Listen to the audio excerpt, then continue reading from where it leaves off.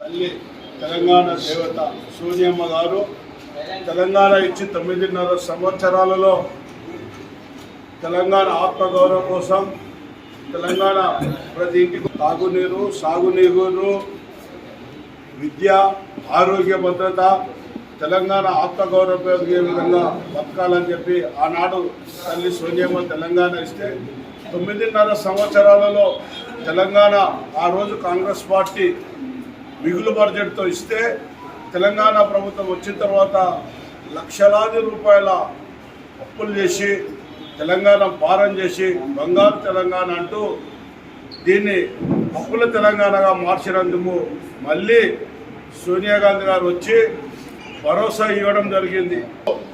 ప్రతి అసెంబ్లీ సెగ్మెంట్లో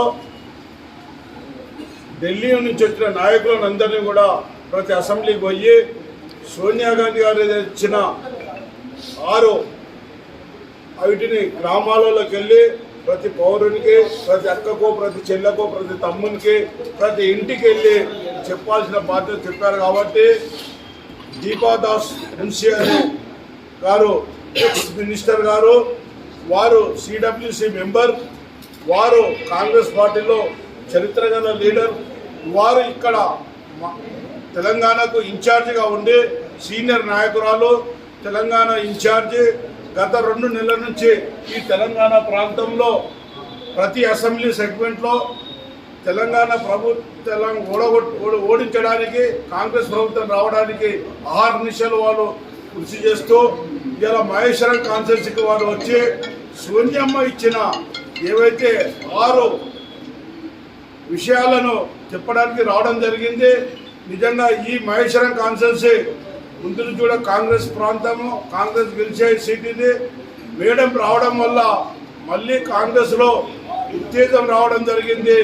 మేడం కృతజ్ఞత తెలియజేస్తూ మేడం గారు ఈ తెలంగాణలో పూర్తిగా సంకీర్ణంగా ఈ 3 నెలల నుంచి ప్రతి విషయము కూడా తెలుసుకోవడం జరిగింది. కాబట్టి వారు పెద్దలు, అదేవిధంగా ఇన్ఛార్జిగా ఏదైతే ఉందో జనరల్ సెక్రటరీ గారు జ్యోష్ఠ గారు, మరియు మిత్రులు దేవభాస్కర్ రెడ్డి గారు కానీ, లేకుంటే అమరేందర్ రెడ్డి గారు, అదేవిధంగా కొత్తమోహన్ రెడ్డి గారు, నరసింహారెడ్డి గారు, జంగారెడ్డి గారు, శ్రీనివాస్ గారు, కాంగ్రెస్ కుటుంబ సభ్యులందరూ కూడా మేడం గారు ఇచ్చిన పిలుపుకు ప్రత్యేకంగా వినాయక చవితి శుభాకాంక్షలు తెలియజేస్తూ, వినాయక చవితి ఉన్న అంత భారీ బహిరంగ సభ ఉన్న పెద్ద ఎత్తున కార్యకర్తలు రావడం జరిగింది.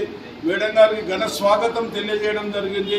మేడం గారు అయితే స్ఫూర్తికి 6 విషయాలు ఉన్నాయో మీ పత్రికా విలేకరులకు తెలియజేయడానికి మేడం గారు. कल हमारा एक विजय वेरी एक बहुत बड़ा रैली हुई थी कांग्रेस पार्टी की तरफ से। हमारे अध्यक्ष खारगे जी और सीपीपी अध्यक्ष और पूर्व अध्यक्ष कांग्रेस पार्टी के सोनिया गांधी, जिनको तेलंगाना के लोग सोनिया अम्मा बोलते हैं और मानते हैं कि तेलंगाना राज्य सोनिया जी छोड़ के और कोई दे ही नहीं सकते।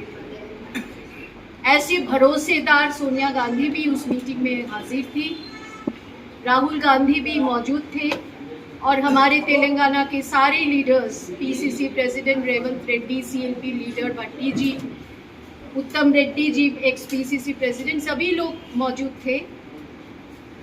और वो मौजूदगी में एक तो तेलंगाना के आम आदमी के मुंह में एक ही अभी नया स्लोगन आ गए हैं, बाय बाय केसीआर। क्यों बाय बाय केसीआर बोल रहे हैं? इसीलिए बोल रहे हैं कि 10 सालों में जो वादा उन्होंने किया था तेलंगाना बनने के साथ साथ, जो वादा तेलंगाना लोगों के लिए किए थे, वो वादा पूरा नहीं कर पाए।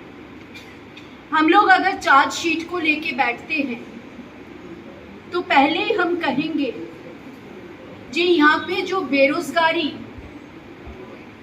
यहाँ के लोग गरीब लोगों को जो बेरोजगारी थी, सबसे पहले उन्होंने कहा था कि हम काम देंगे गरीबों को, लेकिन काम नहीं दे पाए। उनको अनएम्प्लॉयमेंट स्कीम के अंदर अलाउंस देने की बात किए थे, वो किए नहीं। यहाँ पे 3 मिनिस्टर है जो अपना फैमिली के हैं, जो परिवारवाद के लिए बीजेपी कहते हैं, जो केसीआर कहते हैं, लेकिन उनके अपना 3 मंत्री एक परिवार से है, फिर भी आम जनता के लिए वो लोग कुछ कर नहीं पाते। शुरू में हम लोग कहते थे कि उनका मंत्रिमंडल में एक भी महिला नहीं, लेकिन उसके बाद उन्होंने किया और इस बार उनका जो चुनावी लिस्ट निकले हैं वहाँ कैंडिडेट के तौर पे 7 महिलाओं को जगह दी। यहाँ पे जो सरकार के ऊपर कर्ज है वो 5 लाख करोड़ से भी ज्यादा। तो पूरा तेलंगाना के अगर एक जन प्रति हम लोग ये कर्ज को बांट देते हैं तो वो आता है 1,42,842 रुपया कर्ज एक जन के ऊपर है।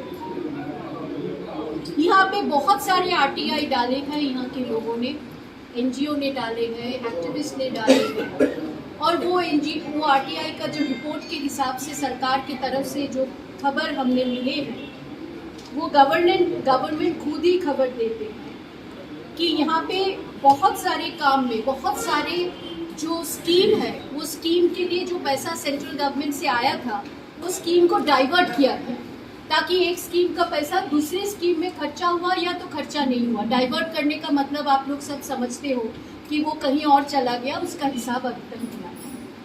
करप्शन में तो बहुत आगे है तेलंगाना सरकार अभी, ये तो सबको पता है। Land mafia, sand mafia, mine mafia, wine mafia, सब में तो बहुत मशहूर है पूरे हिंदुस्तान में, तो उसके खिलाफ भी हमारा चार्जशीट है। फिर किसान, यहाँ पे बहुत किसान यहाँ पे है जो गरीब किसान अभी तक अपना लैंड रिफॉर्म के लिए लड़ रहा है। उस किसानों के लिए इन्होंने वो सारे रिकॉर्ड किए थे वो अभी तक कर नहीं पाए, और इन्होंने ये सरकार फ्री इलेक्ट्रिसिटी के बाद भी किए थे, वो भी किया नहीं। इस सरकार ने जो गरीब किसान और मजदूरों के लिए जो वादा किया था वो भी पूरा नहीं किया। SC, ST, OBC के लिए जो वादा किया था वो भी पूरा नहीं किया। तो वह इस BRS ने डाइवर्ट कर दिया। 45.8% जो फंड्स आया था SC, ST के लिए वो डाइवर्ट हो गया। वो बजट एलोकेशन में सब प्लान सब कुछ किया, लेकिन CAG रिपोर्ट में कोई उस बारे में हमारे पास कोई खबर नहीं है। अब ये जो BRS मॉडल कहा जाता है तेलंगाना में, BRS मॉडल, देखिए हमारा भी सरकार है, हमारा राजस्थान में सरकार है, छत्तीसगढ़ में सरकार है, हिमाचल में सरकार है, कर्नाटक में अभी सरकार बनी है। जो वादा कांग्रेस ने किए वो सारे वादा पूरे करने के लिए हम लोग कोशिश में है। कुछ वादा हम पूरे कर दिए, ज़्यादा से ज़्यादा राजस्थान और छत्तीसगढ़ में तो वादा से बावजूद भी हम लोग कुछ काम किए हैं। हिमाचल में आप लोग जानते हैं इतना बड़ा नेचुरल कैलामिटी हो गया, फिर भी हम लोग हमारा वादा पूरे कर रहे हैं। हमारा OPS जो ओल्ड पेंशन स्कीम हिमाचल में चालू कर दिए हम लोग, पहला वादा था वहाँ पे, उसके मुताबिक यहाँ भी BRS ने अनाउंस किया था, मुझे लगता है वो अभी तक चालू नहीं किए। लेकिन ये सारे गारंटीज जो है उसका इम्प्लीमेंट, एक तो सरकार कुछ गारंटी बोलते हैं लेकिन उसका इम्प्लीमेंट कैसे होता है। यहाँ पे हम लोग जो वादा किए हैं वो कर चुके हैं, उसके बावजूद भी छत्तीसगढ़ में कुछ और वादा किए हैं, वो भी हम लिस्ट अगर आपको दे दें तो इस मीटिंग के बाद हमारे पास जो कॉपी है हम आप सबको दे देंगे, वो कॉपी एक करके, ये जेरॉक्स करके। जो तेलंगाना मॉडल बना रहे हैं हम, ऐसे तेलंगाना कभी सोचा नहीं था। और UPA 2 सरकार जब हम लोग तेलंगाना अनाउंस किए थे तो हम लोग सोचे नहीं थे कि ऐसे एक मॉडल तेलंगाना में बनेगा, जो मॉडल करप्ट है, जो मॉडल वादा पूरा नहीं करते हैं, जो सपना देख के तेलंगाना, मुझे अभी भी याद है मैं तब MP रही लोकसभा में, यहाँ के हर एक MP वहाँ जाके धरना में बैठे थे लोकसभा में, और हम लोग कहते थे कि तुम अपने इलाके में जाओ, वो लोग कहते थे कि नहीं, हम लोग जब तक तेलंगाना अनाउंस नहीं होगा हम नहीं जाएंगे। वो ऐसे पर मतलब इतना बड़ा शपथ लेके वहाँ अपना पब्लिक के बाद वहाँ जाके बोले और वहाँ से करवा के लाए। केसीआर यहाँ पे बैठे थे, वो अपना ज़मीन पे लोगों को एक ही बात करते थे। कांग्रेस को भी वादा किया था कि अगर हम तेलंगाना आप लोग यूपीए 2 सरकार देते हैं तो हम साथ मिलके चलेंगे, लेकिन वो पहला वादा तोड़ दिया। अब स्थिति ऐसा है कि 10 साल ये सरकार बनने के बाद लोगों में बहुत सारे रोष है, लोगों में बहुत सारे नाइंसाफ़ी के लिए ये लोग लड़ाई लड़ रहे हैं। जैसे यहाँ के माइनॉरिटीज़ में वहाँ का जो वक्फ बोर्ड का प्रॉपर्टी था वो इंक्रोच हो गया, लेकिन उस इंक्रोचमेंट को हटाने के बाद भी ये सरकार किए थे, वो किए। तो इसका कागज सारी हम आपको दे देंगे और भी सारे डिटेल में है। लेकिन कल जो 5 वादा हम लोगों ने किए हैं, अगर हमारा सरकार बनती है तो हर एक राज्य जैसा वादा हम लोग ये गारंटी यहाँ पे भी दिए हैं, 5 गारंटी। पहले तो है महालक्ष्मी, जो आप लोग जानते हो कि महिलाओं के लिए हमारे कांग्रेस पार्टी हर एक स्टेट में महिलाओं को 3,500 रुपया महीना में, फिर उसके बाद फ्री बस में जर्नी करने के लिए फ्री बस सर्विस, और गैस सिलेंडर का सबसे ज़्यादा हम लोगों ने रद्द किया है कि 500 रुपया में गैस मिलेगा सिलेंडर। वैसे रायतू भरोसा, उसमें भी फार्मर्स के लिए, किसानों के लिए साल में 15,000, एक श्रमिक जो है, जो डेली वेजेस पे काम करते हैं, उन लोगों के लिए 12,000 साल में। वैसे युवा विकासम, उसमें भी हम लोग दिए हैं कि यूथ को हम कैसे आगे बढ़ा सकते हैं, क्योंकि रोज़गार इतना जल्दी में हम लोग कर नहीं सकते। तो जब तक रोज़गार नहीं मिलेगा, उनको छोटा कोई व्यवसाय करने के लिए पैसा इकट्ठा दे दें, तो वो उसके लिए भी हम लोग स्कीम रखा है। इंदिरा अम्मा इंदुलू में, इसमें भी घर जिनके पास मकान नहीं है, देखिए इंदिरा जी जब हमारे देश के प्रधानमंत्री बने थे तो सबसे पहले उन्होंने गरीबों के लिए 20 दफ़ा कर्म सूची बनाई, और वही 20 दफ़ा कर्म 20 पॉइंट प्रोग्राम, वो प्रोग्राम आज भी पूरे हिंदुस्तान के पंचायत लेवल पे वही स्कीम आज भी चालू है। सरकार बदल गए, बीजेपी सरकार आई तो स्कीम का नाम बदल दिया, लेकिन स्कीम्स वही है, आज भी वही चलता है।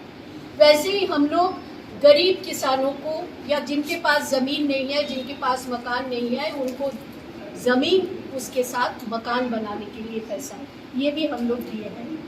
गृह ज्योति, जो हम लोग फ्री में विद्युत देने की बात, इलेक्ट्रिसिटी के बाद किए हैं, 200 यूनिट फ्री मिलेगा।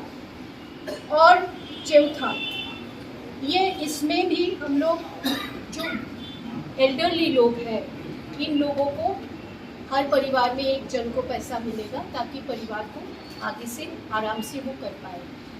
गर्ल जो पढ़ाई करते हैं, स्टूडेंट्स कॉलेज में पढ़ते हैं, उनके लिए भी स्कूटी का बात किए हैं हम लोगों ने। तो हम लोग जो गारंटी 5 पॉइंट गारंटी दे रहे हैं, हर एक गारंटी हर एक स्टेट में हम लोग पूरा कर चुके हैं।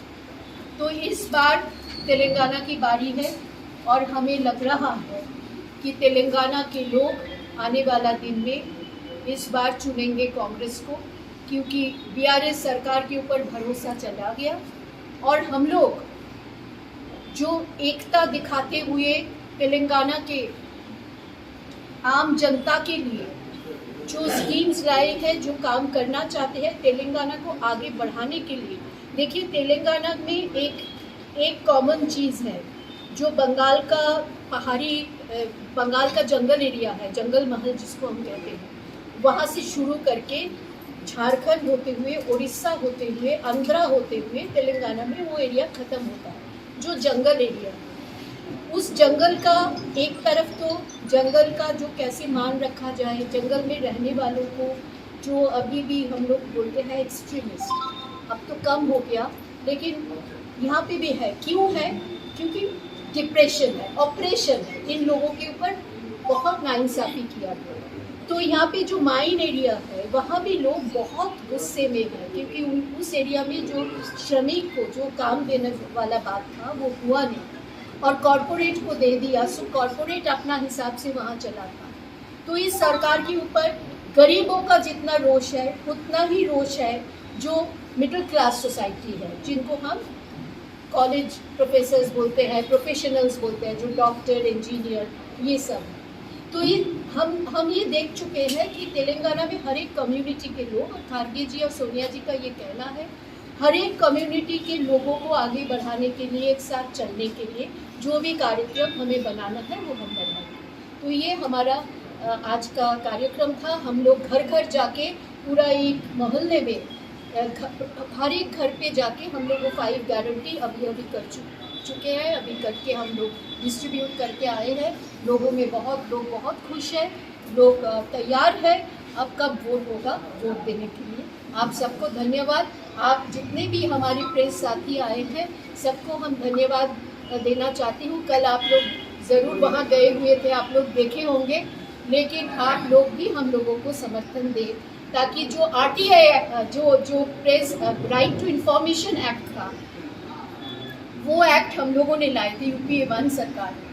तो प्रेस का जो सच बोलने का और कोई भी सच दिखाने का जो एक्ट है, जो आप लोगों के लिए राइट्स है, वो UPA 1 सरकार लाई थी। उसके बाद प्रेस बहुत समय हम लोगों के तरफ नहीं बोलते हैं, हम लोगों का खबर भी छुपा देते हैं, लेकिन हम ये चाहते हैं कि तेलंगाना में आप लोग सच कहें और सच दिखाएं। धन्यवाद।